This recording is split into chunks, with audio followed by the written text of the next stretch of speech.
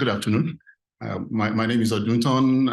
Welcome to Towson and to the Decolonization in the History of Medicine in Africa conference. I'm happy to have Acting Provost of Towson University with us, Dr. Claire Mhoro. She will give a short speech to welcome us to the university, and then John will take it from there. Is that okay?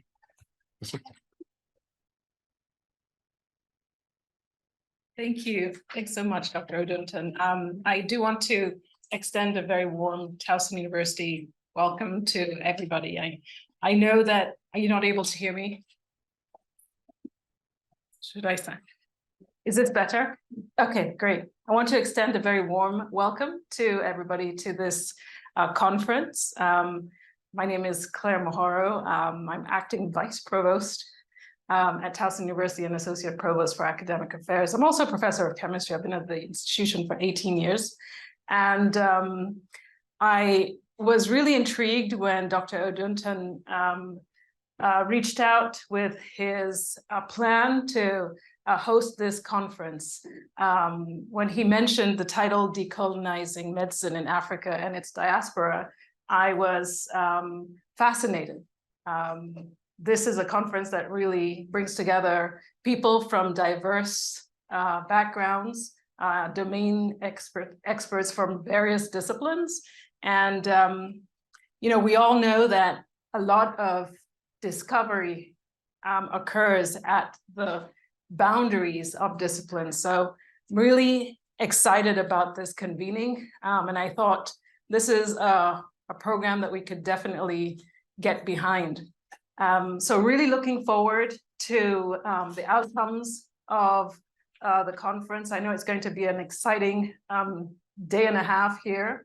I know that the work has really brought together folks from very far. Our keynote traveled a couple of hours to get here, and I know that there are folks online who are from around the world.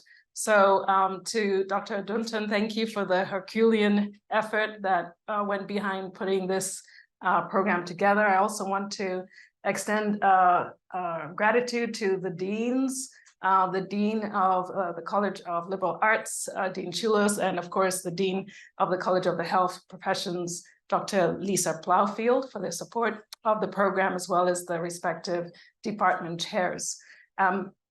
I know that I know that there are students here, and I anticipate that there's going to be a circular economy in terms of ideas swirling around from the deliberations and discussions that occur today back into the classroom. And that's really part of what we pride ourselves in supporting at Towson University. Teachers, scholars who really bring their scholarship, their creative inquiry, research efforts back into the classroom to feed the students with those really pertinent and relevant and really transformative nuggets that are generated only in fora such as these. So I'll stop there. Again, thank you for the opportunity to open the session, and I will hand it over to John.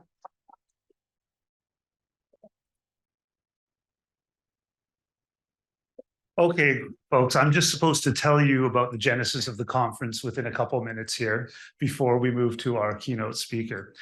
So Tunde and I had a conversation about several years ago about how we would approach this topic, and we were casting about for provocative terms that might be engaging and get people excited about it. And we thought we'd hit on it with this, and we went forward to try and organize a conference. And we thought if you have a provocative conference name, then people are going to line up to give you money, but that's not exactly how it works.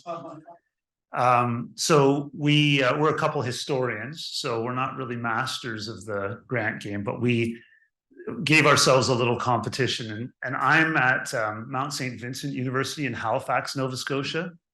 So I'm a Canadian, and I have my attempt at getting funding there. And Tunde did the same here, and we had a little competition and Tosin won. So, but I want to thank people at Mount St. Vincent University. I got the President's Conference Fund there and a SSHRC Explore grant to be able to pay for students who helped us organize this to begin with. And that's Nick Affleck and Philip Akwaku. And Philip, maybe online, thank you so much for continuing with this, even up to this day. He's online for us, helping us. There's a few more people I want to thank.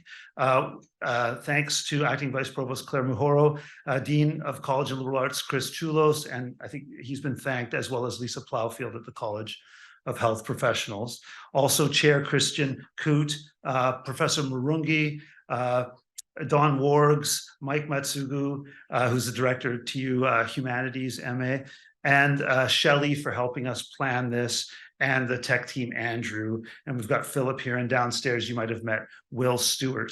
So thanks to everybody for making it happen. So now I'm going to take the time, if you don't mind, to introduce John Jansen. And I have to say, it's kind of like a little bit excited that I got to meet John Jansen yesterday and bring him in today, because I've read his work going back to when I was an undergrad, and he was at McGill years before I ended up there, but I worked with some of the same people he worked with there, which is an exciting connection.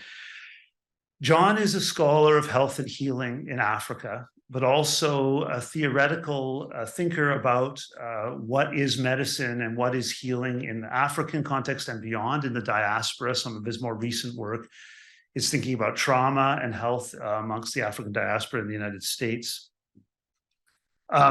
He's really so widely published that it's really hard to go through all the things he's done, but I'll just mention a few of the key elements here. First of all, schooled at Bethel College in Kansas, and then moved on to the Sorbonne, where he did his undergraduate degree, or certificate in African studies, I should say. Then University of Chicago after that for an MA and PhD. Then was at McGill, and then down to Kansas, University of Kansas. But also did time visiting professor in Gulu in Uganda, in Vienna, Harvard, American University in Cairo, some other places. Speaks a few languages if you want to try him on those. If you want to try his Kikongo, you can go for it here today. Has worked with other esteemed scholars in the field who developed this field of medical anthropology in Africa, but has taken it very much beyond that. And that are people like Stephen Fireman and Wyatt McGaffey and William Arkenstall, Don Bates, and so on. Probably best known for Quest for Therapy, which is the story of John in vehicles traveling with patients to go and get medical care in different places, and figuring out how they made their decisions.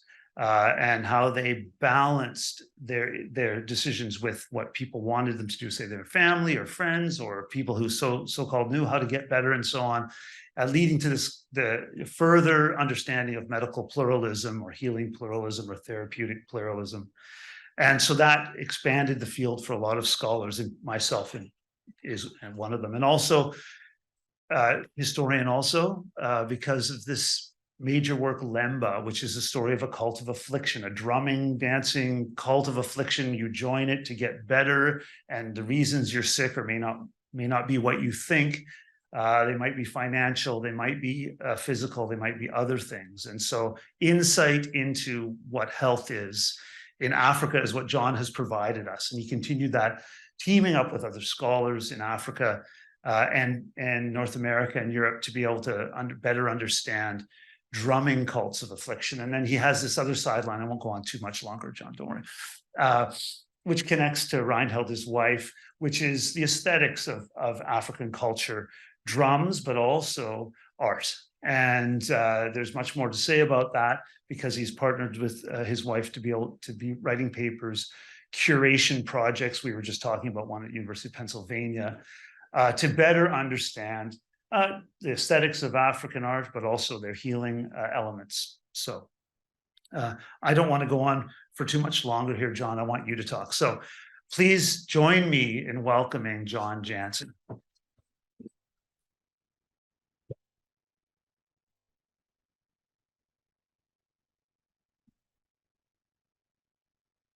want to thank the planners of this conference for inviting me to challenge me to get into the topic of decolonization. Thank you, Jonathan, for that generous introduction. I want to plunge right into the topic. I will begin with a little bit of visual candy for you, thanks to my wife, Reinhild, and our historian, who some years ago did a special research project on art populaire in the Congo, especially Kinshasa. And these artists have a good eye for critical evaluation of issues, and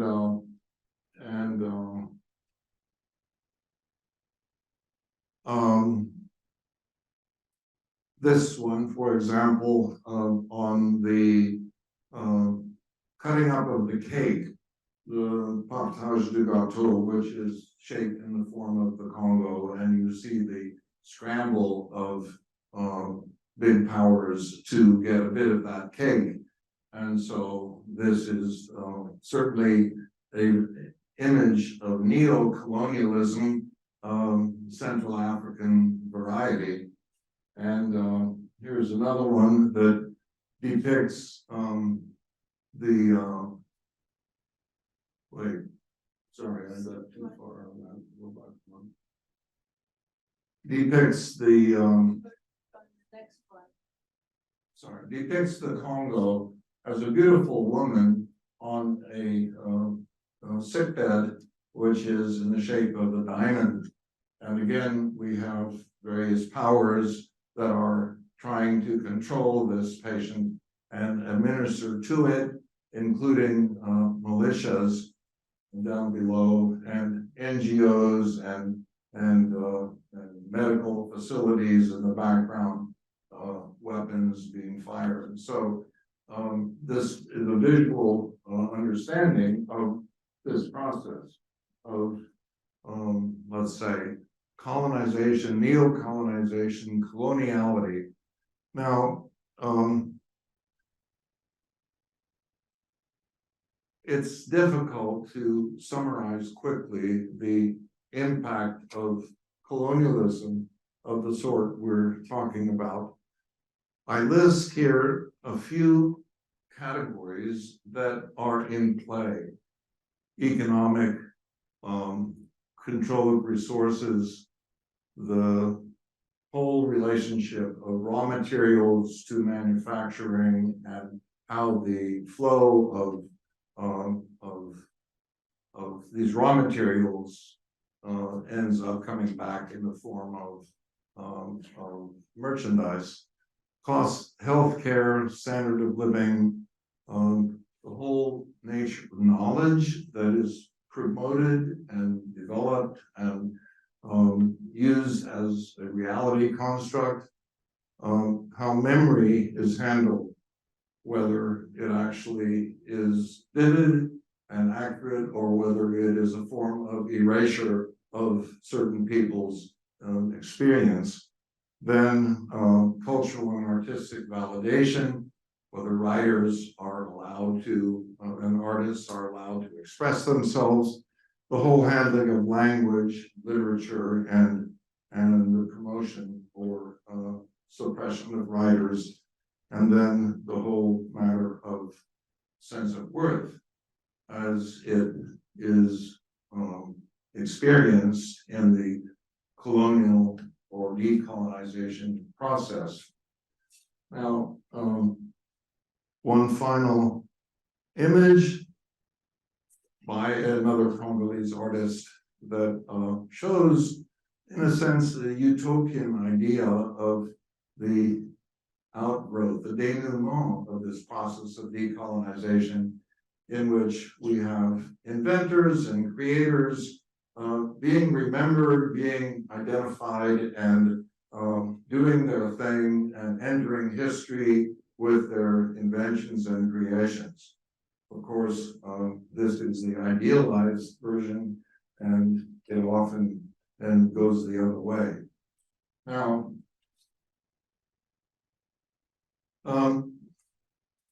in my work, which I won't begin to summarize here, Jonathan did a great job. I have always been aware of the process of the merger of traditional knowledge, institutions, and so forth, with that which is brought in from the outside, and so, in a sense, decolonization is nothing new to me. I've always worked at that.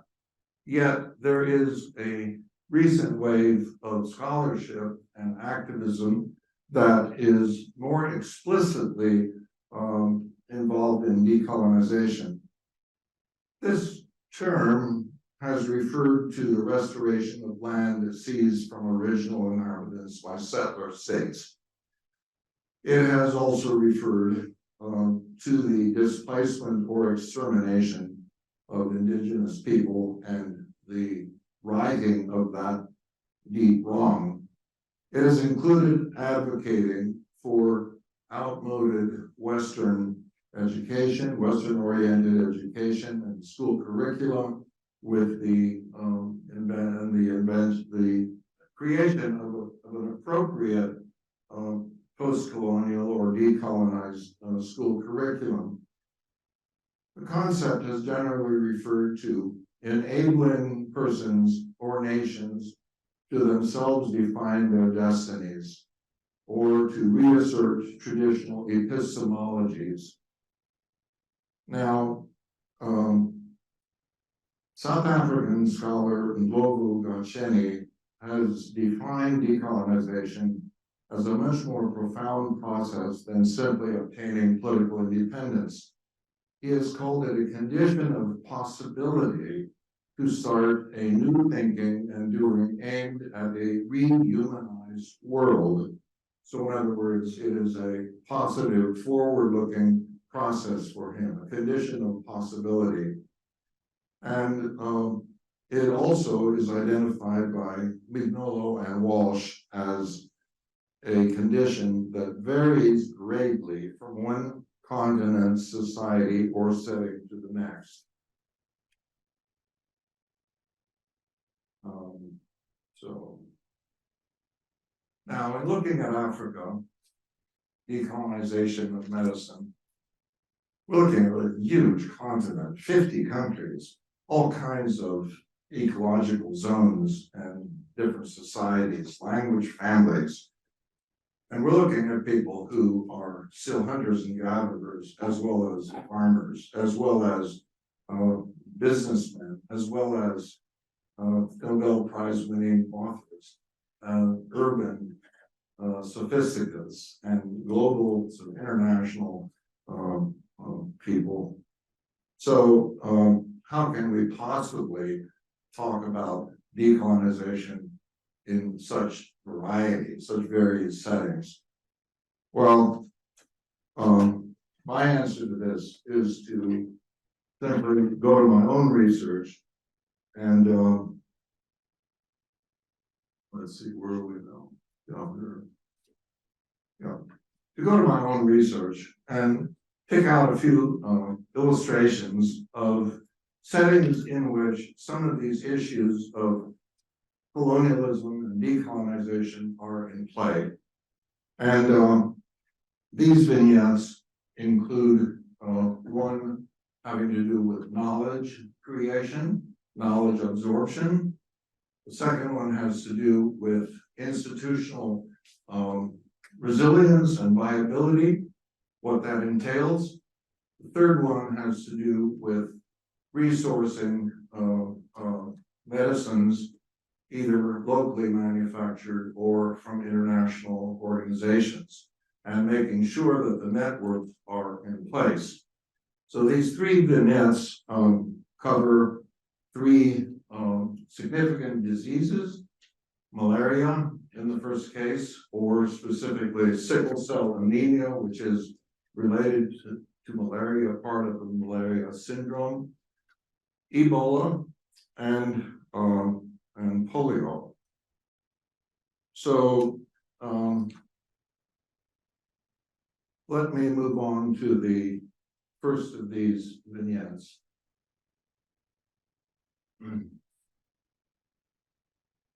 Malaria in the lower Congo, Republic of Congo, Democratic Republic of Congo, Angola, is by far and away the dominant disease that people experience. This is a graph that shows the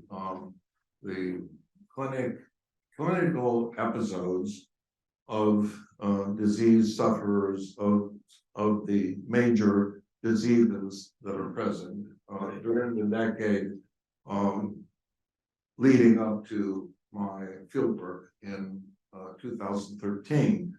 Malaria is the leading disease, followed by severe diarrhea, severe respiratory infections, protein malnutrition, the annual flu, which increases as time goes on, schistosomiasis, tuberculosis, typhoid, HIV/AIDS.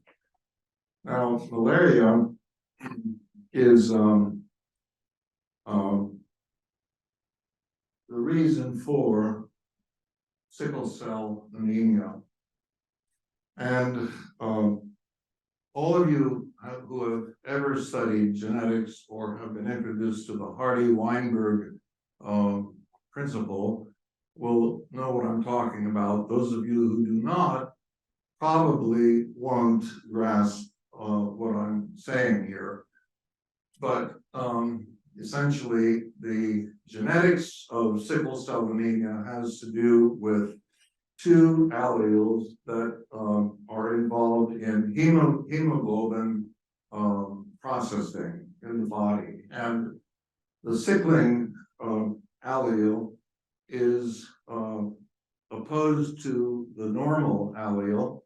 And if the parents of offspring are both normal, then they will have normal processing offspring. If they are both sicklers, well, it is unlikely that two sicklers would ever marry because they probably wouldn't survive to adulthood. But the focus is on people who combine a normal allele and a sickling allele. And these two come together. The likelihood of their offspring being sicklers is 25%. Now, I kept an intensive sample in my research, and unfortunately, this chart does not show the ones that, so in the age group of 50 to 70-year-old women, there are about 4 here who have a high percentage of deceased children. And so number 4 from the top, for example, has, no, let's say number 3 from the top has 6 dead children and 2 survive. So this is a probable sickling situation. And the history of sickling in this region and in much of tropical Africa and other tropical areas is that it generally affects a significant portion of the population. Now, before the knowledge of the genetics of this disease and an ability to somehow manage it, these kinds of situations would generally result in acrimony, termination of a marriage, accusations of witchcraft, and conflict. In other words, a really bad situation requiring an explanation, because one person, one household would have healthy children, the next one would have dead children. And this situation required an explanation. Now,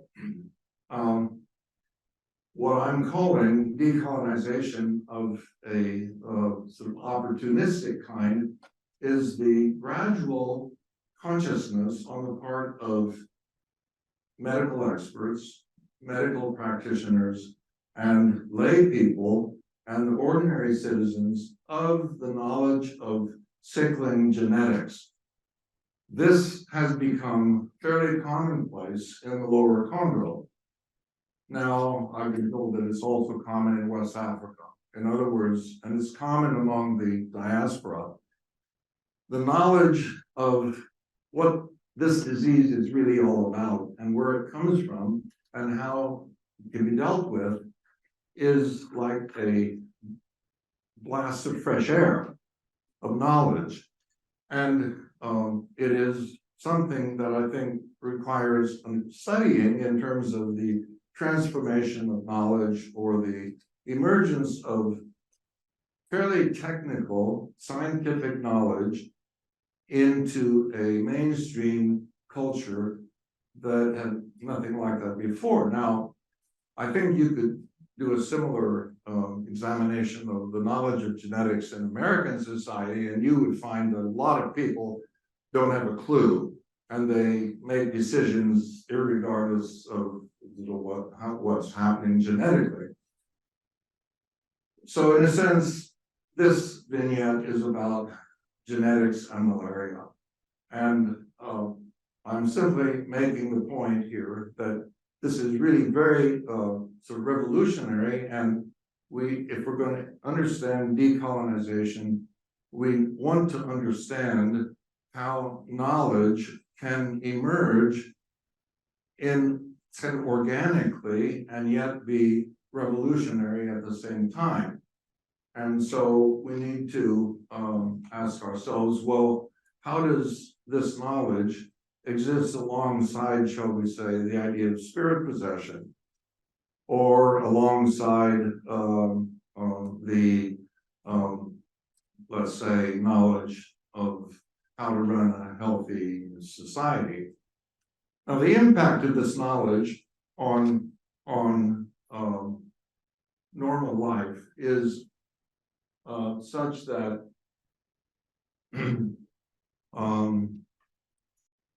it has affected the way alliances between clans, that is, marriages, are arranged. And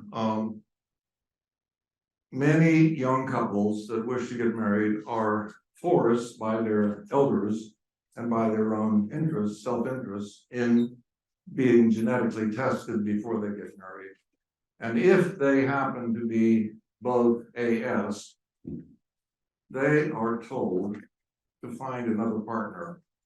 That is the current sort of wisdom about this. And if they refuse, they are asked to sign a document which vouches that they understand what they're getting into. Now, Central African weddings are big affairs and involve two clans, two families, and bride wealth and all that. And so here's a simple photograph of the two sides facing off against each other, and one of the elders is speaking, using fancy language to describe this great moment, and then there will be negotiating and gift exchanges and all that. And then at some point, the happy couple will give each other a drink. This is kind of the frosting on the cake, so to speak. And now it turns out that this very couple, were getting married after having produced about 5 healthy children. So this was kind of a marriage between the families after a successful launching of this couple and their family. So they're indeed celebrating because they know that they have not had to deal with sickle cell anemia. All right, now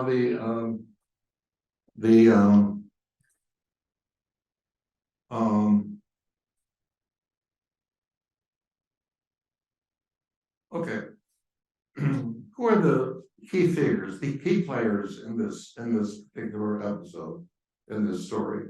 For one thing, the medical doctors who are knowledgeable in the diagnosis of malaria, and in this case, one who diagnosed Reinhold when she came down with malaria, despite the fact that she was taking the prophylaxis faithfully.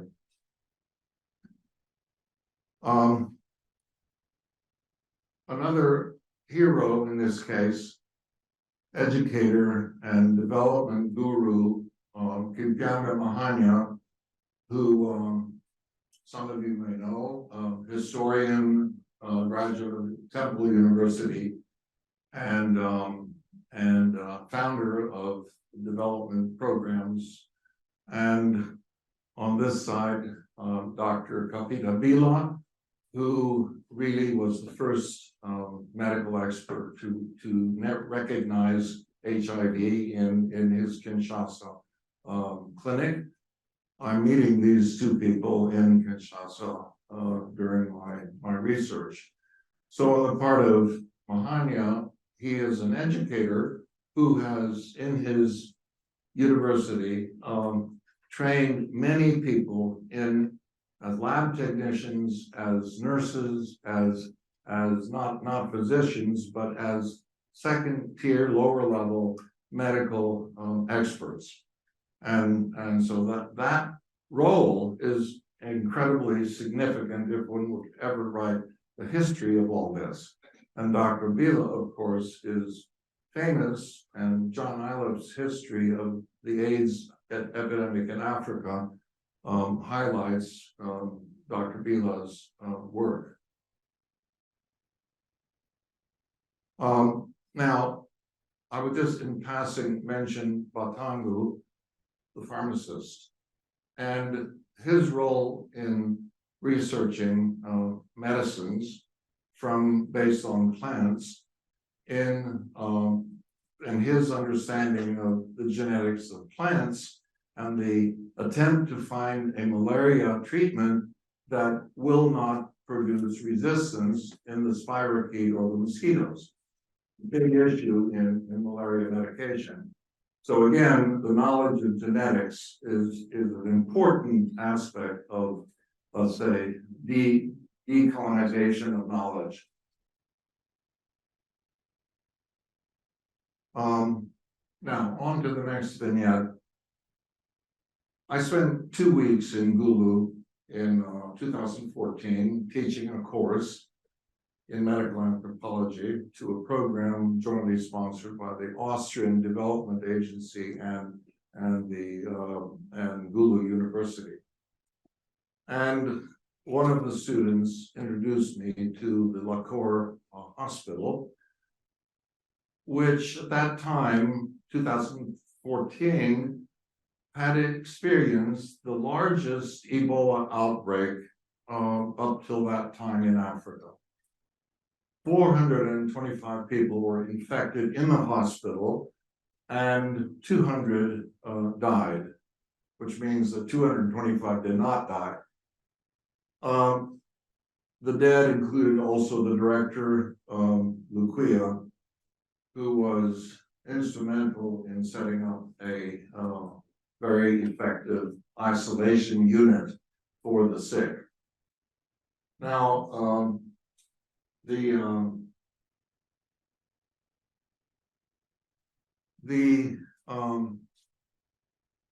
outbreak occurred when patient number 1 was identified as a general in the Ugandan army who had been active in fighting militias, rebellions in the Congo. At that time, Uganda denied that it had any troops in Congo, And so the central government, the Sudanese government, was very interested in this outbreak and in controlling the news about it. Unlike in the Congo, where the state did not effectively do much of anything, in Uganda, the state was very, very active in this outbreak. And so part of the institutional effectiveness of the hospital was the backing of the government. Early on, this took both positive and not so positive dimensions.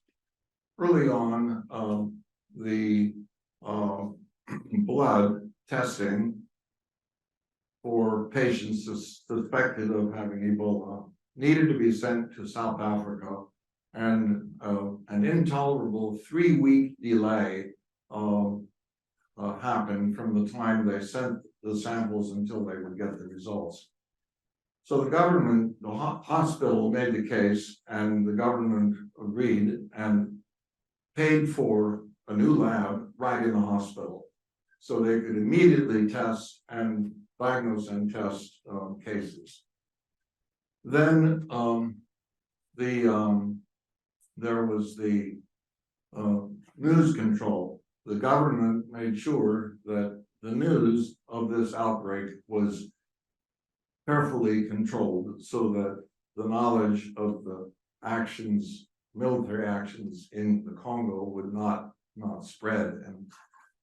But also, there was something here that was noticeable: the ability to do tracking and testing and tracking of cases and exposures was very, very well handled. And also the control of the bodies.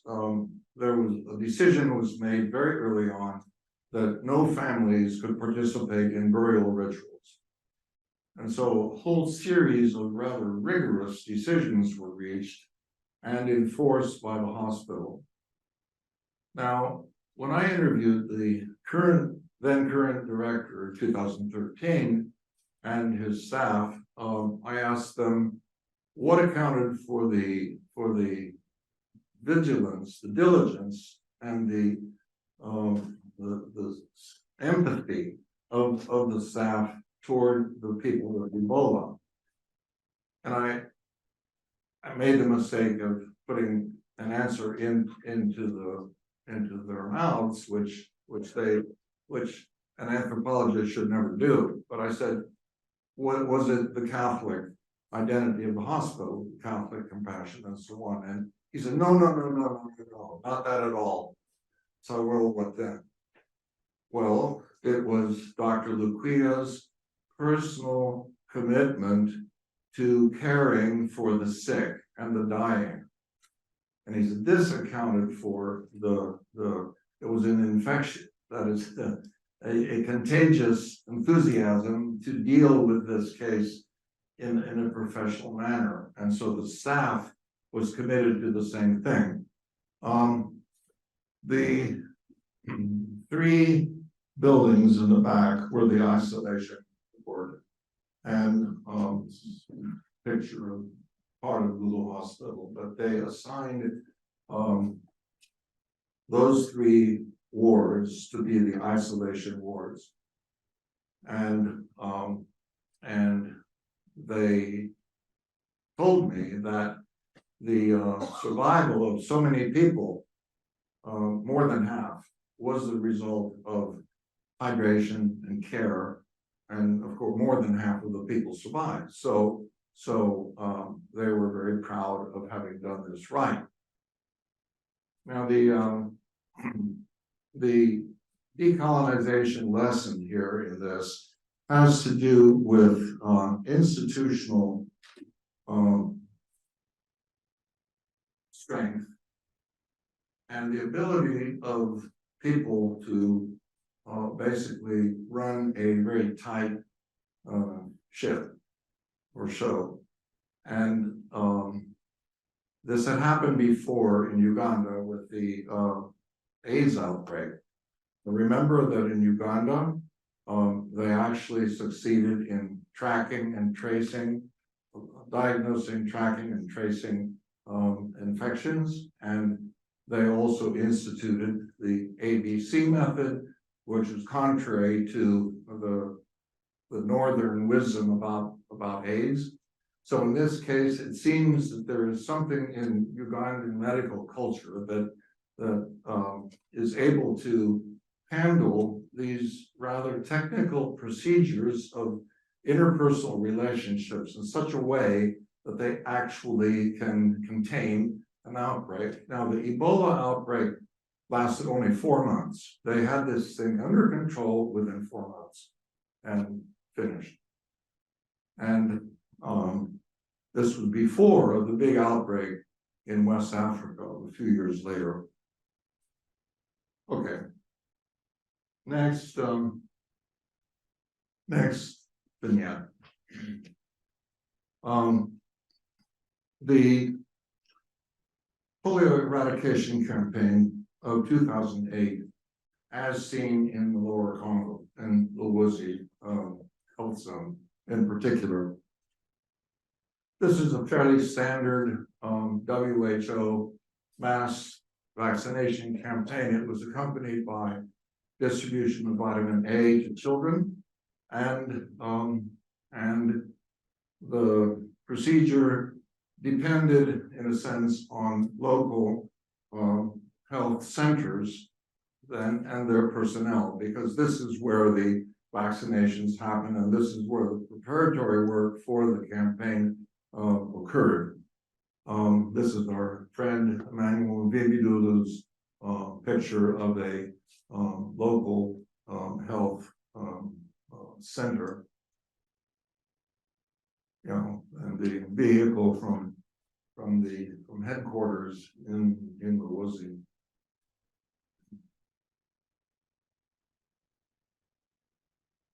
I don't have many good pictures of health centers and of local committees, but I did manage to be at the Luozi Health Zone headquarters the day that the local committee representatives came in for a training session. This was in 2013. So these were the people that I'm celebrating. These are the people that I am celebrating and recognizing as having been instrumental at the lowest level in managing a global vaccination campaign. And the ability to put this into action is a work of political administration, of education, of pep talks, of being persuaded that it's a good thing, and it's certainly not easy. Nor is it easy to figure out how to get the medicines from wherever they come from in the northern world down through the distribution centers. And in this case, we were dealing with a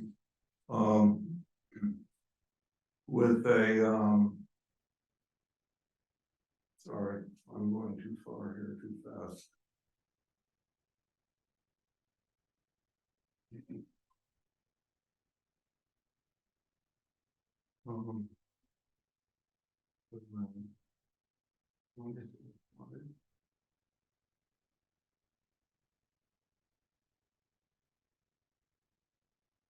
Yeah.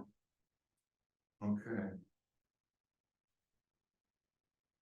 So in the map on the right side here is the health zone, and some of these dots are the locations where the vaccination was conducted. The other symbols, some of them have to do with where the refrigerators were at that kept the vaccine fresh and alive. And so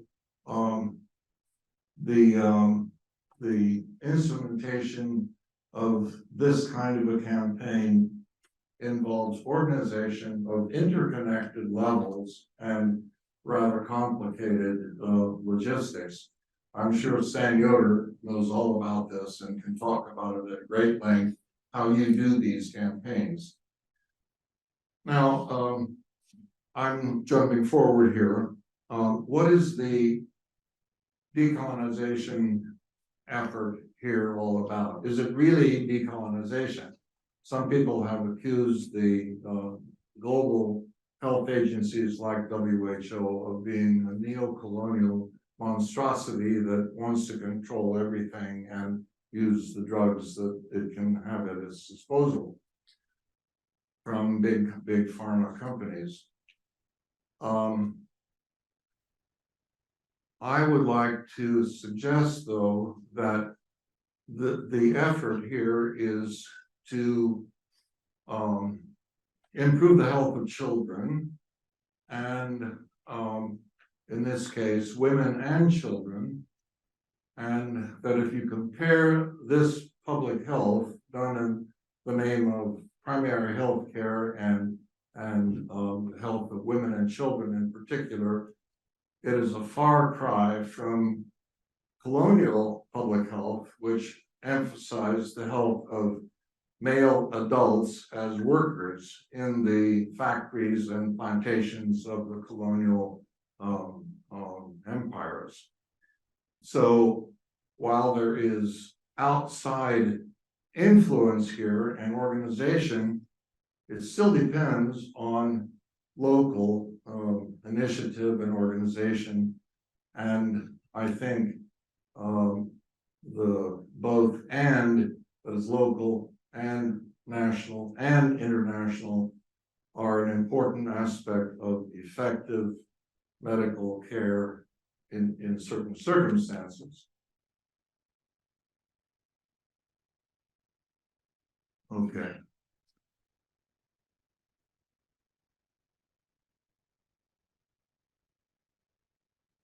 Professor Baku, who was leading the care for sicklers program in the local university, was also a scholar and a scientist. And in the one lecture I gave at the university about my research, he, in the white coat in the center there, happened to be there in the photograph, asked Professor Jansen, what's your hypothesis? And has your data substantiated it?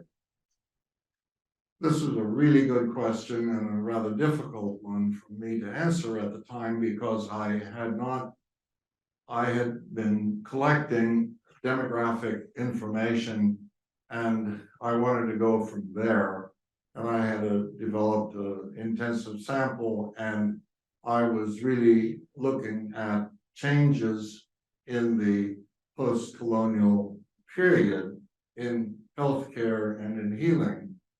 And I didn't really have the type hypothesis like he was asking for.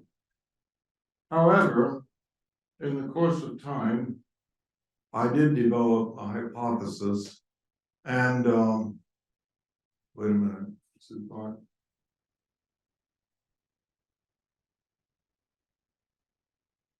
Okay.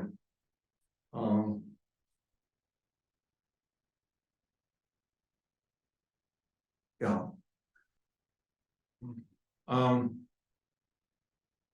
This was my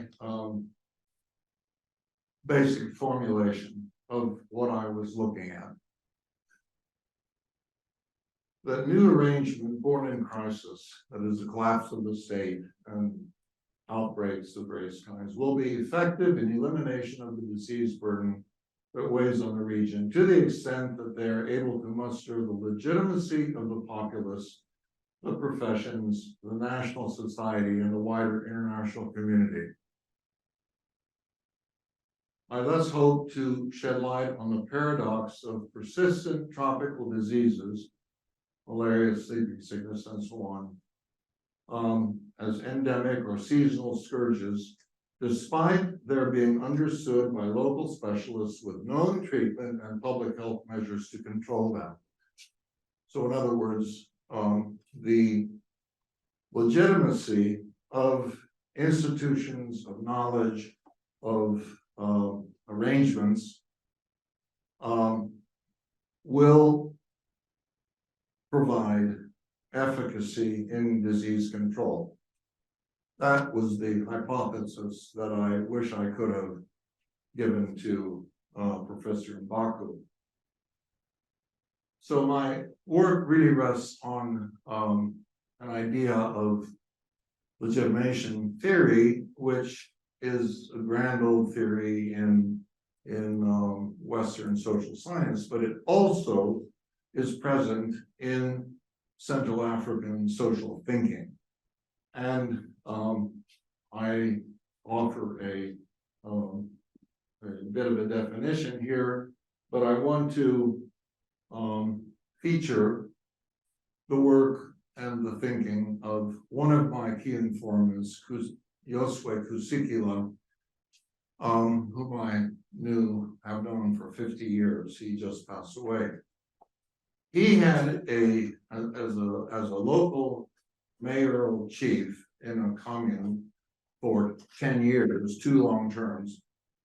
He developed an excellent understanding of the need to control power within existing institutional frameworks. And for him, this power was the same whether it was handled by an elected administrator or whether it was suspicioned to be due to a nefarious witch or out of control source. The only difference being that power, when legitimized by existing exercise within legitimate institutions, it ends up being effective. Whereas power that is exercised outside the norms of society ends up destroying everything and everyone. This was his understanding of power. And to me, it represented a really sophisticated understanding based on his experience and his learning about how you do society in that setting. Now, I want to go back once to Mr. Batangu, who is the pharmaceutical entrepreneur that developed malaria medicines based on, first of all, his analysis of healers' plant medications. He then went on to, 23 of them were of interest to him, but he then went on to specialize in malaria medication and produce these 2 diseases, monodiar and monolaria. This was a symptom relief medication. This was an actual treatment based on plant product from Artemisia, the Artemisia plant. In the last several years, he also developed a COVID symptom relief medication. Now, he was into clinical trials of his medications, and he was in conversation with the CDC and the WHO about having it accepted and approved for further manufacture, but that's where the process ended. And I know we will talk about that further, the inability of these kinds of pharmaceutical developers to actually achieve an economy of scale of their product because of financial issues, because of global sort of control issues, and because of clinical trial issues. And it's a big topic that we need to talk about.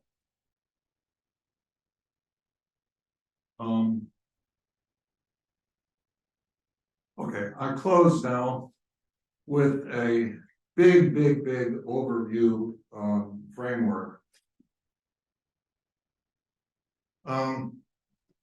In about 1885, two people were infected with malaria.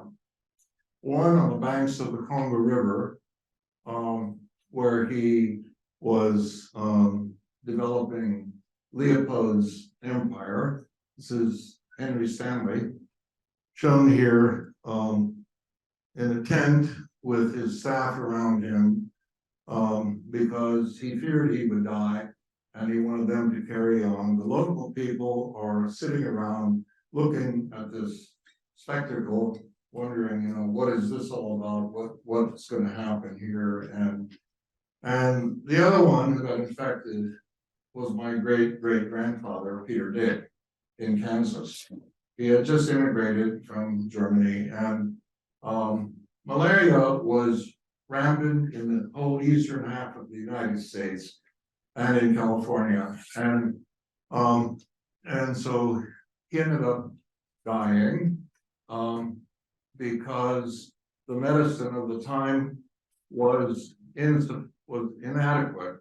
In fact, it was totally inadequate. And you don't treat malaria with leeches, do you? But that's what they did. They ordered fresh leeches from Chicago. They came by Santa Fe train, and he is reported to have rallied just a little bit before he then died. Now, unfortunately, Stanley survived and went on to enforce all kinds of labor on the people and forcing them to flee their upland hilltop settlements where they were somewhat safe from malaria, and forced them to move to seek refuge in the forests of the lowlands where they were hit by mosquitoes and tsetse flies, and many died as a result. Now, moving forward, the role of the mosquito was discovered in about 1897 by British military physicians, and quinine was discovered to be an somewhat effective treatment. And the United States, through various methods, including a lot of DDT spraying, ended up finally eradicating malaria by 1949. Now, the question is, why in the world does malaria still survive in Lower Congo and in tropical Africa? This is a decolonization issue. And if it was eradicated in the United States, why wasn't it eradicated in the same way in Lower Congo and other regions? And what are the layers of causation behind this? And I leave it to the conference members to sort that out and to discuss it, because we have inequity here on a global scale with regard to a major scourge. And it's inexcusable, but the question is sort of, what is the continuing survival of malaria all about in Central Africa? With that, I thank you very much for your attention.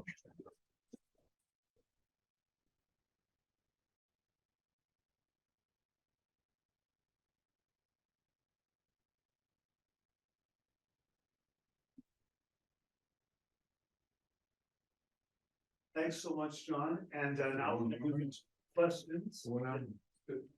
Well kept timing. Good job. And so I guess what we'll do is we're going to get the Zoom questions, a Zoom webinar, so people can type in We may be able to do voices, but because there's a bunch of people online, more likely will be typed questions.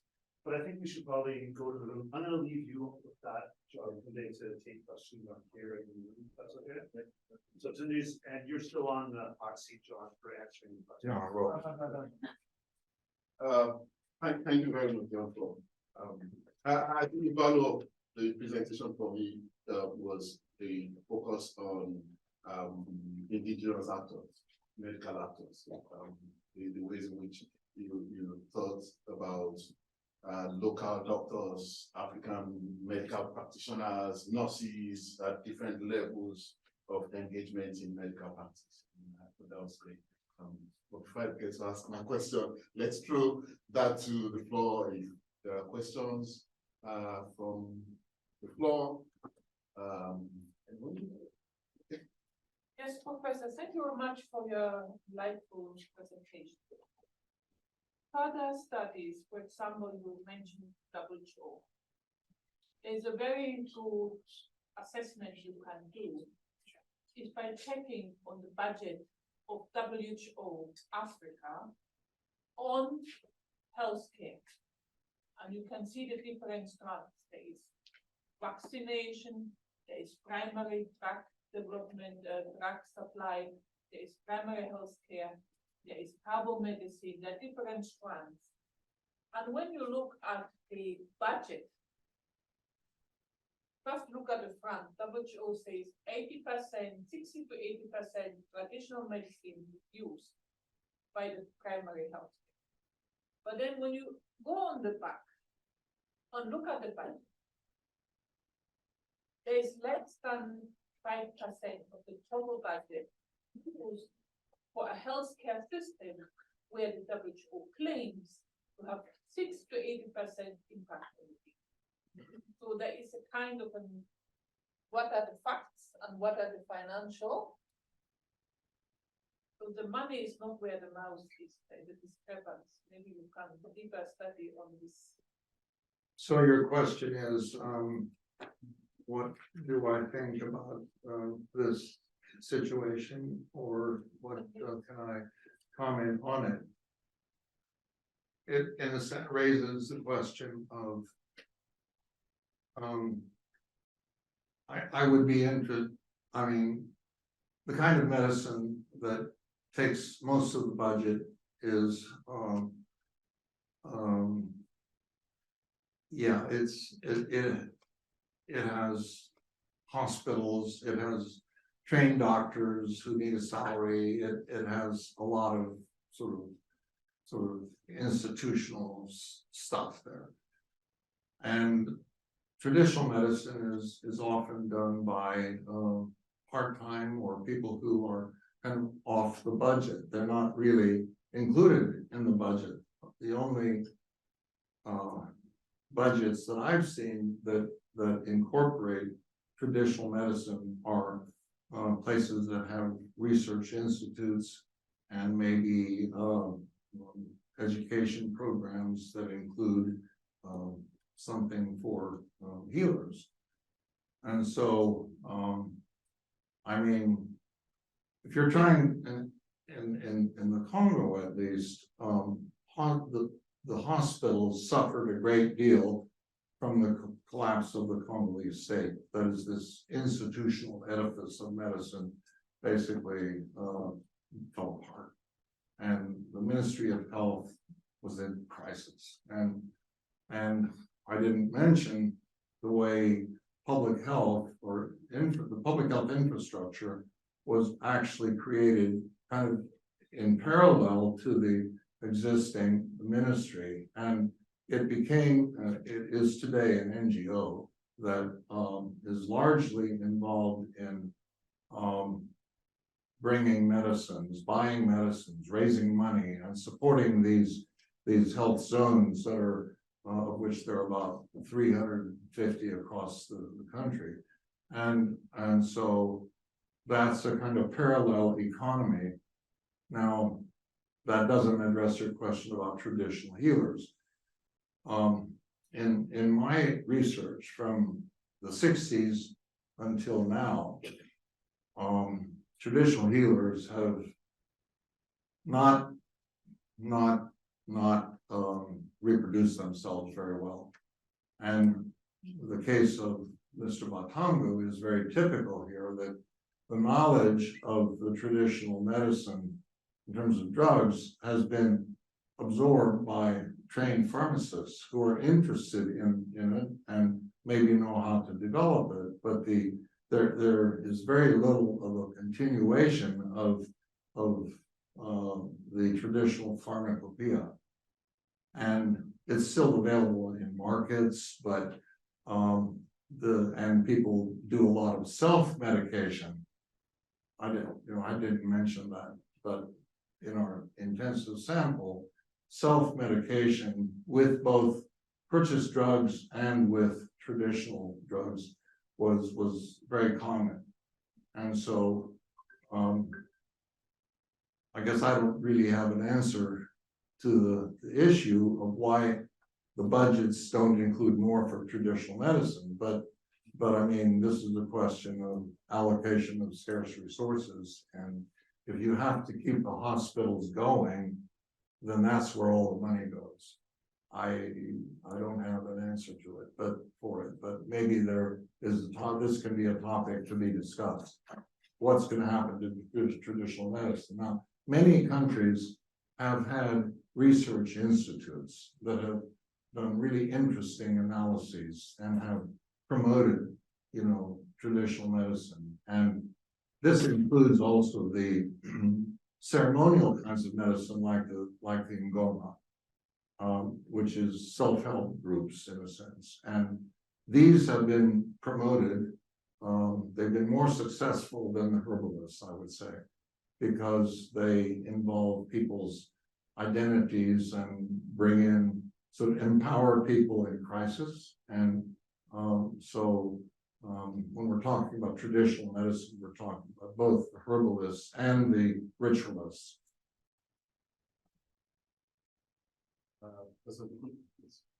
Thank you very much. The name is Akim Tijani. Can you hear me, sir? Okay. My name is Akim Tijani from Morgan State University. Okay, and I think just to piggyback on the last comment, I think the issue has to do with an attempt by the global community, and by this I mean the Western community, to ensure that the African way of treatment for any disease is not really on the main stream. And I'll give you an example. Even in the United States, you can see the collaboration between the physician and self. God forbid you are determined to have a high A1C, and then the physician decided to put you on metformin, which you probably choose not to use because you don't believe in it. You prefer to use some herbs and what have you if you're coming from where I'm coming from.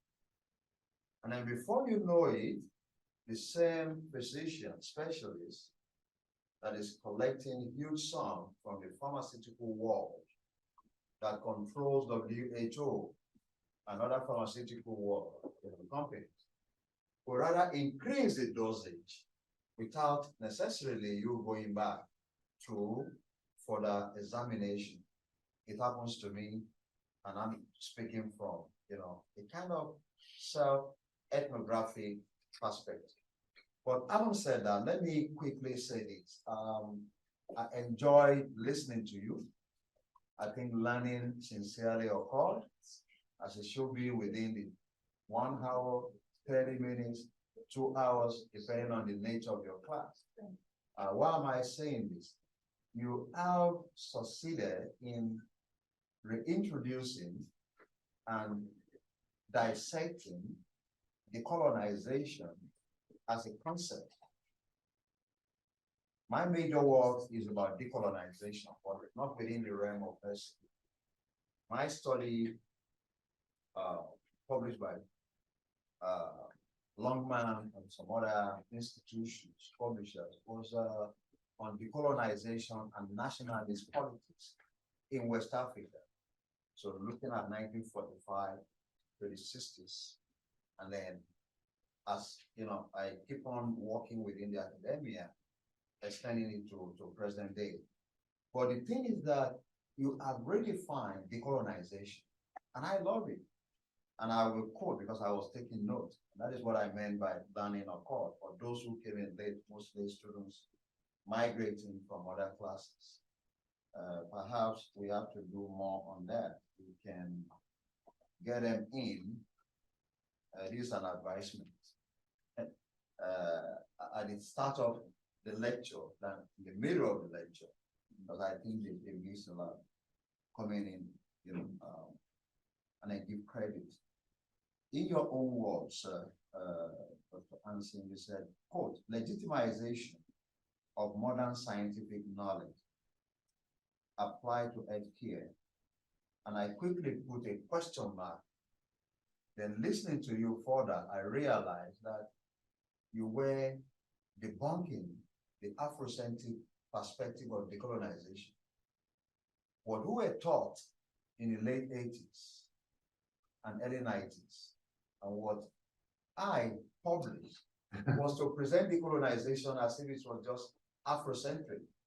But you now told us that no, it's better to understand it by what Christian Mann called marine wealth, the two sides.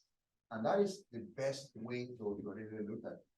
You also mentioned that gradual consciousness of medical practitioners, knowledge of medicine, a measure of traditional and modern techniques. But what is also of importance is your effort. And I think you left that out. And this is a huge way or a huge area for graduate students when they're thinking about dissertation or thesis. What I call biographical pedagogical discourse. Biographical pedagogical discourse. Studying you to be a dissertation or a thesis for a PhD. Those people that you mentioned, from Kansas to the guy that I think he discovered the Congo River and whatever, or even Columbus that thought he discovered the New World, we could study them within the context of decolonizing medicine. But again, this is, you know, a worthwhile effort for me. I have to cancel so many stuff I said. Dr. Victor will say.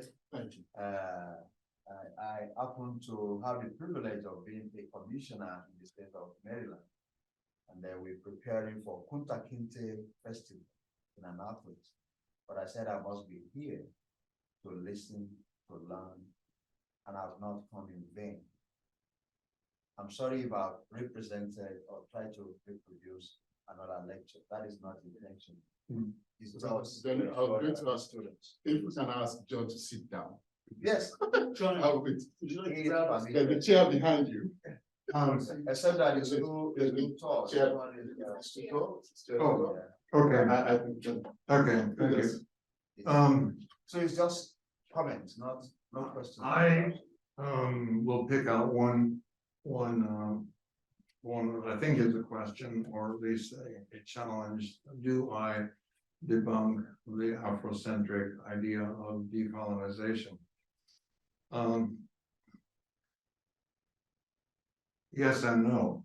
By itself, maybe, but I'm a firm believer, through my own experience, that individuals can harbor multiple, let's say several,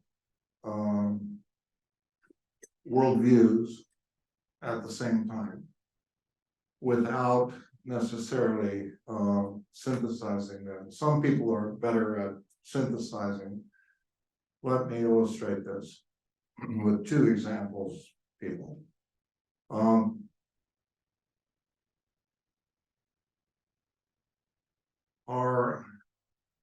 One of our acquaintances in 2013 was a very, very competent and worldly wise mechanic and chauffeur. He also was a student of religions, and he had rejected his African traditional religion. He had rejected faith healing. He made fun of the prophet churches, and he participated in yoga. And I asked him one day, so what are you from the point of view of faith? And he said, I'm a Buddhist. Okay. And yoga is his practice. And I noticed that he had a booklet on Buddhism in his glove compartment of his vehicle. Well, then another day we were talking about whether it is possible for people of ill will to transform themselves into crocodiles and attack particular other people with whom they have a disagreement. And he said, I think this is very possible. And he basically did not deny that he believed this was possible. He also was a master mechanic, and he could repair the engine on our vehicle, and he dismantled it totally one day and reassembled it to repair some damage. And I kept encountering this kind of bifurcated sort of knowledge in many people. Then I encountered a young medical doctor who had grown up in a prophet church and was a licensed, well, he was an intern at the hospital in Beaumont, and he prescribed some drugs, just like a doctor would use prescribed drugs. He'll write them on a slip of paper and send you to the pharmacy. He also was a licensed healer in the prophet church, and we witnessed him in action one day, weighing the spirit of some of the church members. Very dramatic ritual. So I had a conversation with him about these two modes of medicine and how he played around, how he reconciled them. And I noticed also in a notebook that he had an insert on shamanism. So he was reading up on different kinds of healing globally. So I asked him, you appear to be practicing two kinds of healing here.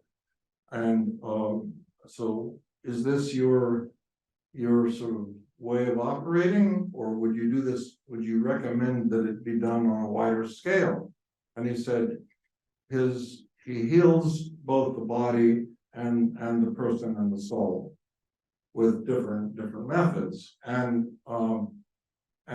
he would, so I asked him, do you recommend to your patients that they participate in the weighing of the spirit? He said, no, because that's a matter of choice and for individuals. But when people are in this community, then I can engage in counseling and faith healing as part of the treatment of the whole person. So that was a different kind of bifurcation of sort of worldviews. And I thought this then means that if we're talking about the medical worlds coming together, that they can coexist as distinctive logics, so to speak, in the same person and mind and community. And that's why we use the term medical pluralism, because I think we believe that there can be sort of different kinds of sort of systems of thought and reality that exist side by side. And in that sense, I don't reject the Afrocentric view of decolonization. I am interested though in what happens when outside knowledge is sort of internalized by the community. Mudimbe, the Congolese philosopher, rejected the idea of an African philosophy. His philosophy happened in the West. There is no such thing as African philosophy. Of course, others disagreed with him, but he made that statement and held that sense, and was a very complicated author. I mean, he struggles with these issues at a much higher level, knowing all of Hegel and Kant and all the African writers, and I mean, what he has going on in his head is astounding. But so I mean, it's a question. You know, can multiple knowledges coexist in a society? Is that a good thing? Do we accept it? I mean, it's out there, and that would be my answer to one of your little questions. I mean, you had other things going on, but let me stop there. Thank you. Could I, Yes, sir. could I add something to that? Part of the reason that we consider biomedicine, modern medicine versus traditional medicine is because of the kind of stereotypes we've been taught to use to understand the world. But if you look at it from the standpoint of the patient, he or she doesn't see it that way. They will seek out whatever treatment makes sense and seems to work for them in their experience. So from the patient point of view, the dichotomy isn't really a dichotomy. It's just different ways, different accesses to healing. Yeah, I have in my text, printed text, a passage where I say that the fusion or the merging of traditions is driven by patients' needs and desires. And in the quest for therapy, the people didn't ask, now am I doing African medicine or am I doing biomedicine?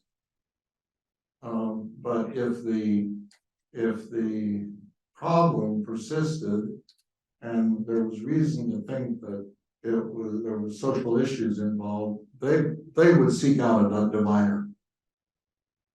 Not because they wanted to do traditional medicine, but because they wanted to know, is this a Kimbebo Kanzambi or Kimbebo Kamuntu? And that's your paper is all about that. So thank you. That's, Another question?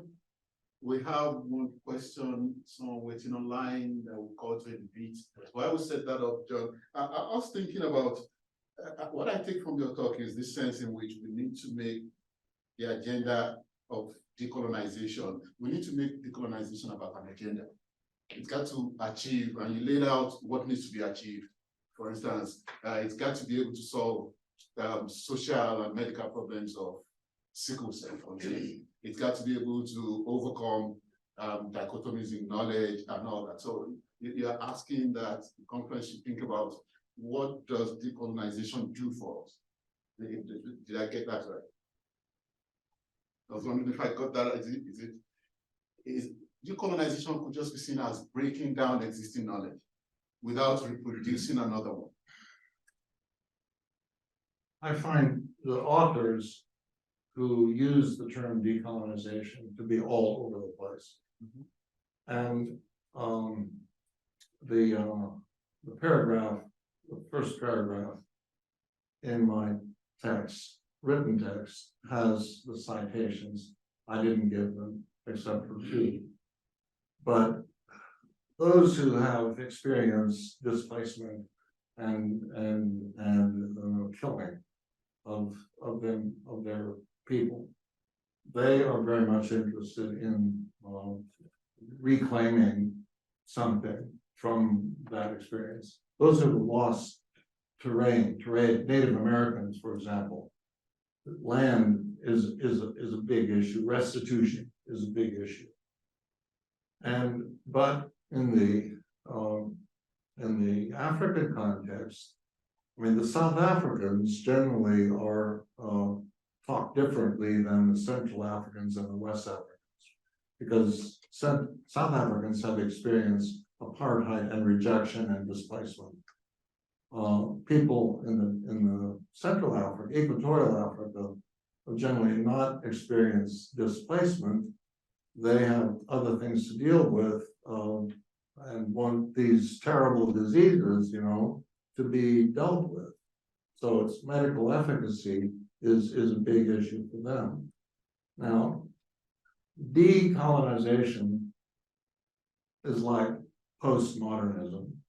What is it exactly? Coming after modernism, then what? So coming after colonization, undoing of colonialism, yes, but that, and then what? And that's why I guess I opt for the definition of postmodernism, that is possibilities. And I find it more congenial. Of course, postmodernism, I mean, decolonization is probably the biggest theory in literary and cultural studies, where you're dealing with literature and identity and voice and all that. But I think there's good room for a conference on decolonization in medicine, and we're in it right now. Yeah. Yes, Nico. I just was wondering, you mentioned the collapse of the Congolese state and the fact that that had on. I'm not going to be able to understand you from way back there. Come forward and. Yeah. So this is a question in reference to the fact that you made the point that the Congolese medical system in the South collapsed as a consequence of the collapse of the Congolese state, or at the very least became burdened in that context. And I'm doing a very small study on Burundi. And in the Burundian context, the state in the 2000 aughts was diverting resources from the medical system, from healthcare, public healthcare, to other concerns, particularly militarization campaigns, policing, these kinds of resources. And so in a province that I'm looking at, a small local African created NGO appeals to European partners to come in and build a hospital for them, and puts together this flow of pharmaceuticals and infrastructure and doctors from Médecins Sans Frontières and from Belgium in this case to come in and to fill that void, right? And I'm having trouble analyzing that and understanding that, whether that's a continuation of colonialism, whether that's an indigenous smart response to, in an authoritarian regime, get what you need anywhere you need it, right? So I'm wondering how you would think about that in kind of the context. This is in Burundi? In Burundi. Yeah. And the provinces. Yeah. Well, you heard the comment and the question, and I think this is the question for the conference to tackle, because figuring out how to get those resources, what is that? I mean, if not effective action, and if they're organized enough, well enough, then that's really praiseworthy, that they organize to achieve something. And then they hire Europeans to come and do it. I mean, it's kind of like a subcontractor. Contractor hiring a subcontractor to do the plumbing. Well, I don't know, maybe not. But in the case of the Congo, the collapse of the state led to the collapse of ministries but this happened at the same time as the development of these health zones. And so in a sense, the decentralized system was in process of being created while the central edifice collapsed. The same thing happened in the universities at an earlier time. The national universities died and all kinds of local universities popped up and were created by local people. And the same thing happened when the Postal Service disappeared, and then people started using their cell phones. So, you know, a lot of dynamics going on here that can be analyzed and figured out, but so that's an interesting case here to discuss further. Okay, we do have a question online. Afolabi wants to know, I wish to know if you identify the challenges faced by African local healers to advance the knowledge of medicine. What kind of challenges do local healers face to advance their medicine? Okay, I can address the first one. I'll address the first one first. I think so I did in the quest for therapy that time studied a number of healers, herbalists and others, and they had mostly received what you would call traditional training from another healer. And there was a method in place of perpetuating particular treatments, cures, sacred and not so sacred, in particular traditions. So for example, the Ngombo divination basket, which is widespread throughout the southern savannah up to the Congo River area, was one of those traditions extending back. Well, Sam can tell us how old the Ngombo actually is as a divination tradition. And so one of the healers I interviewed and studied had been initiated to Ngombo, even though he didn't practice it. He was an orthopedist. He specialized in bone setting and fractures. He also had another one. So those were the traditional ones. Now these kinds of initiations have pretty well fizzled out. And what you have is more of the kind of healer who maybe had a disease and recovered from it and then started practicing healing about that particular case. And then the healing churches have really taken center stage in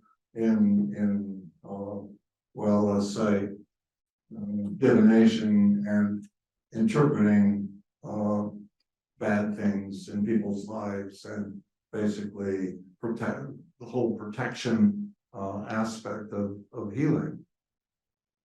And then there are others who sell their wares at the market. And then the pharmacists have really taken on the analysis of medicinal plants.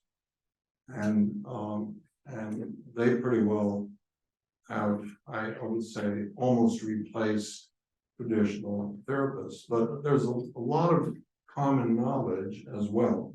So the challenges then would be the traditional method of succession has broken down, and there's no training going on of these classic medicines. And children go to school, they want to be something else. They don't necessarily want to be healers like their grandpa was. And so that's the main challenge. Do you also think the medications researched by the African pharmacist was affordable in these local communities, given the cost of their research outcomes. Batangu estimated that he was selling his malaria prophylaxis, the symptom relief, to about 1 million people, and his the cost was not that significant. It was going to just ordinary people.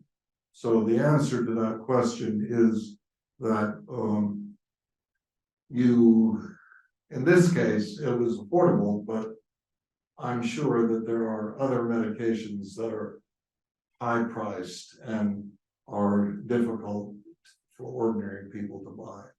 So I guess the answer is yes, it's affordable for most people in this particular case. And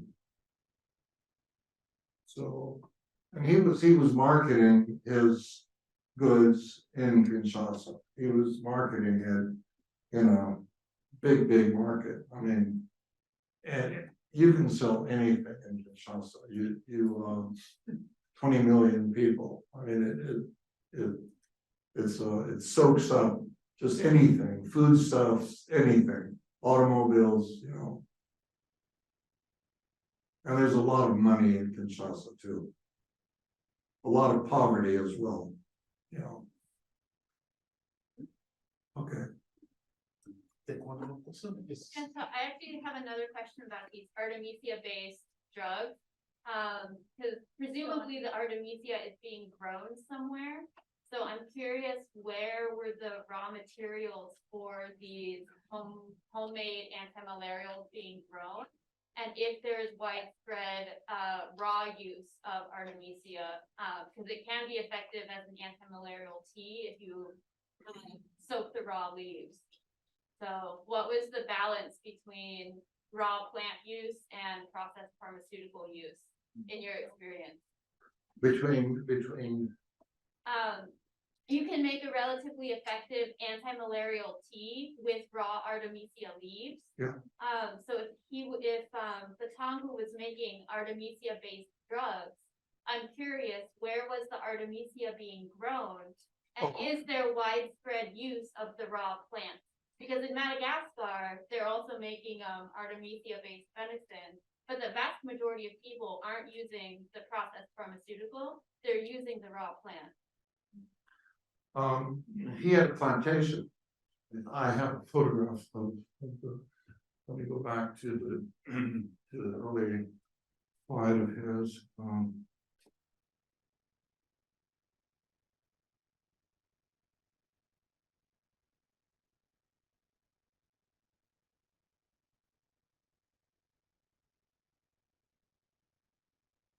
There was a field a couple slides back.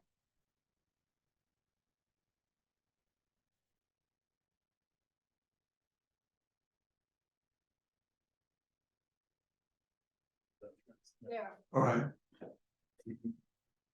I would say here he is standing at his plantation.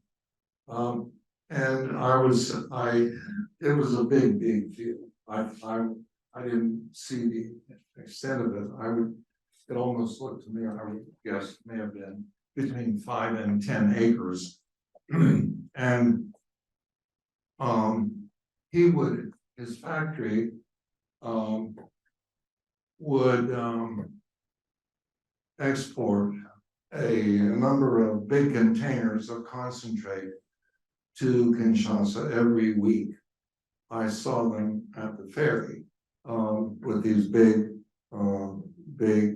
containers, and the processing. So this is his machine that reduces the leafy stuff to concentrate. So then he would go from the concentrate to pills. He would further, I guess, dry out the concentrate and produce pills, and that's what he would sell. So Artemisia, I did not get into the biochemistry of his analysis, but you see here, these are in his headquarters in Luozi. These are the bottles that reflect the analysis of the traditional healers plants. And I did not want to get involved in knowing sort of his secrets. This is a delicate issue with healers. Well, do you ask them about their sort of their understanding of the working of the plant and the combinations? What does the compound do? I didn't want to go there because I noticed that the attempts at bioprospecting had generally run afoul when it came to who has the rights to this knowledge and what are you going to do with it? What are you going to pay me if you get rich and I'm just sitting here? So now Artemisia is an old Chinese medicine. And so I'm not sure if he decided to abandon all of these and go with Artemisia from his plantation, but he also had a theory of mixing plants because he was of the opinion that a single chemical process based on a single component would lead to resistance much more quickly than a medicine that had a cocktail of different plants. And so I understand that he was scrambling and mixing medicines in order to offset the potential for resistance. So was he using the Chinese varietal Artemisia annua, or was he using the continental varietal Artemisia afra? There's two Artemisia. There's at least two Artemisia. One is imported and one is on the is native to like South Africa itself. I really can't answer that. You can't. An anthropologist is basically a dilettante of most everything he's studying, and good. Sorry. No, it's fine. I'm just out of curiosity. Thank you. Yeah. Let's take the first one.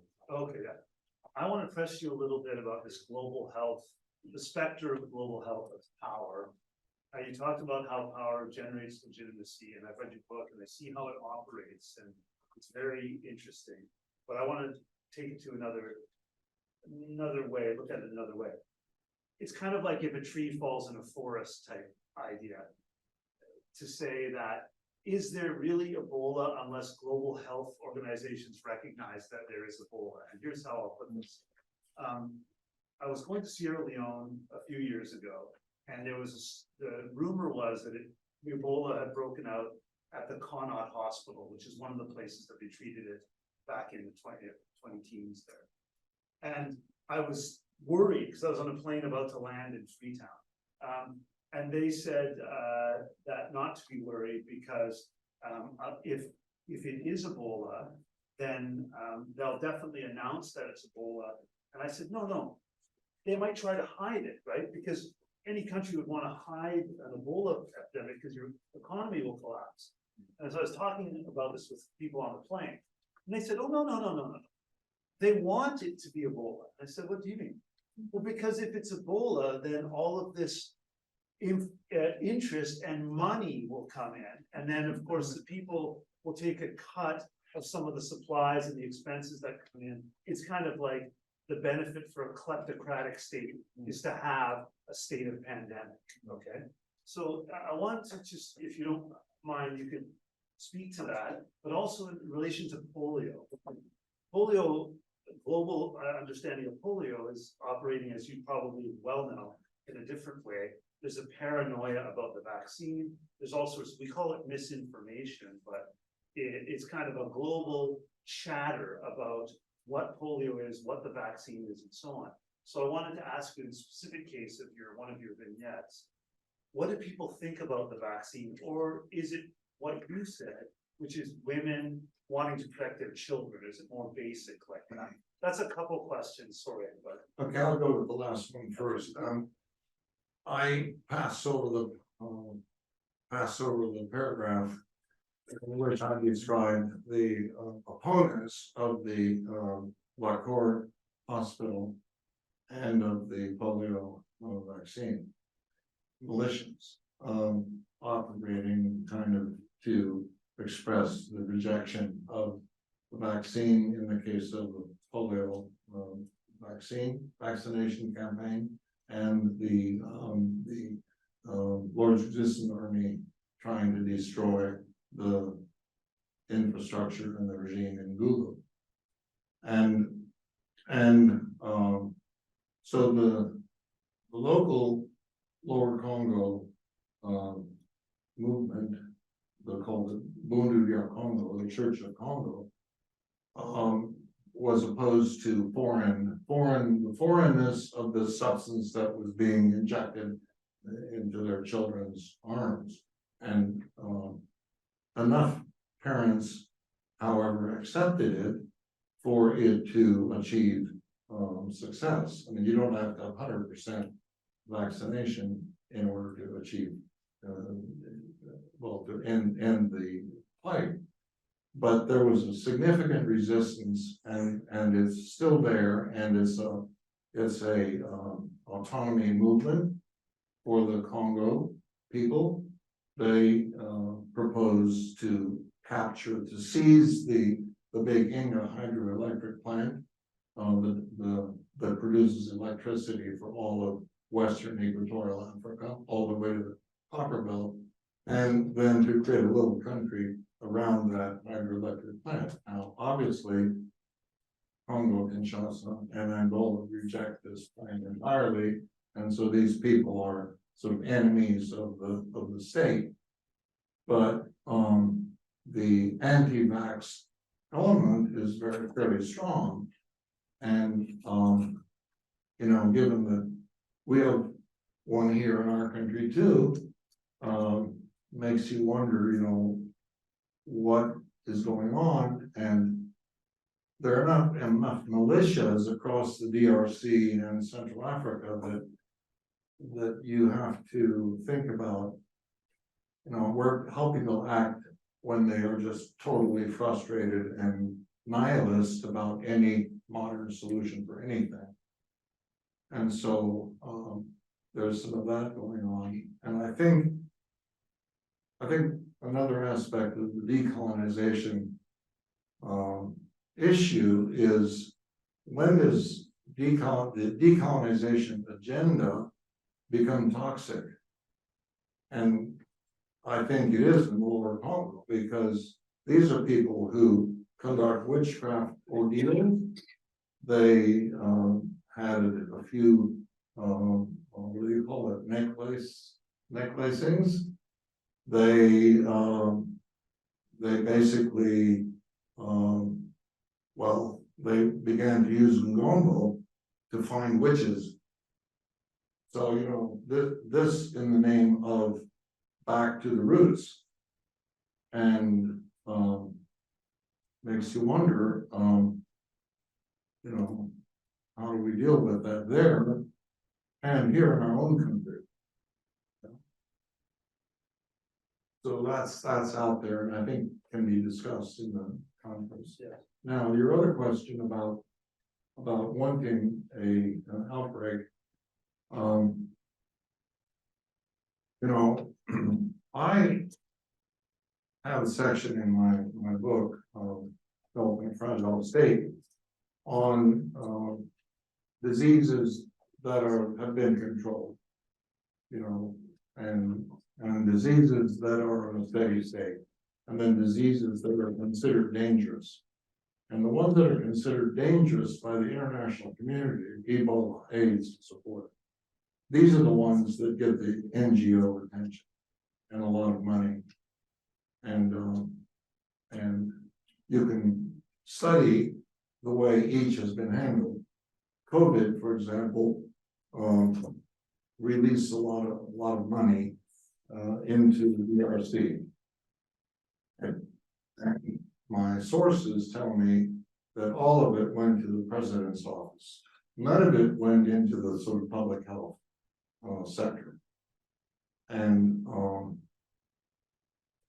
so you'd think that COVID funds would go to public health, should go to public health, but it didn't. Now, I haven't been able to follow this up in any sort of strenuous way, but it seems likely that if it's being distributed, by governments and World Health Organization, I mean, it might simply go to wherever it gets sort of first takers have their hands on it. I think we have time for a couple more questions. But before we take the next set of questions, let me announce that we have a luncheon after this presentation for those students, especially who want to go for dinner, to stay with us and have dinner with us. Okay. Yeah, we have a question online. That's how can African healers advance their knowledge in countries where traditional medicine faces legitimacy problems?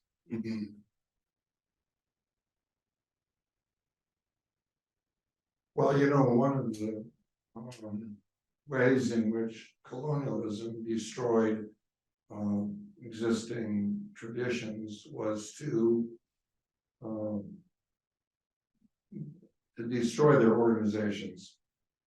And one of the ways in which legitimacy is created in medicine is through organization. And when you look at the other countries and other traditions, the degree of organization of a medical specialty is probably a mark of its ability, its efficacy. So in other projects, I've looked at, or had graduate students look at the way midwifery has been handled. And so in the United States, the medical doctors, the medical profession captured birthing fairly early on, and for home birth midwives were marginalized and were made submissive to the medical doctors, who were mostly male, or they were completely outlawed in some states. So in Germany, on the other hand, the midwives managed to get organized before the doctors did, and today midwifery is a viable, thriving professional occupation in Germany. And so the same is true if you look at herbal medicines. In this country, there are a lot of things sold over the counter that are maybe not quite reliable, but there is a Food and Drug Administration that tries to license that. In Germany, plant medicines were organized very early, and so you can find separate apothecaries that carry herbal medicines as an independent entity. And allopathic medicines also separate. So this whole question of healers organizing themselves is very important. And in many African countries, there are healers organizations, and in some there are not. So it seems to me that trying to organize at some level and creating a professional control and maybe licensing is very important. Otherwise, you will have people doing things that are totally unconscionable and hazardous in the name of their medicine. Whereas licensing and policing, professional sort of policing, is an important function of something that is potentially helpful but also dangerous. So otherwise, I'm not quite sure what to say about a country that bans traditional medicine. I guess. But I mean, I'm all for licensing and organization and professional control. And journals and research institutes. Yeah. So. I guess we should anything on way at this point. Thank you. Thank you. Gina is going to be serving the cafe there, so we'll probably onto the cafe. Thank you. Thank you all for coming. We had about 25 people signed up online. So our conference has kicked off well. We have numbers and we have years and we have lectures as well. Thank you.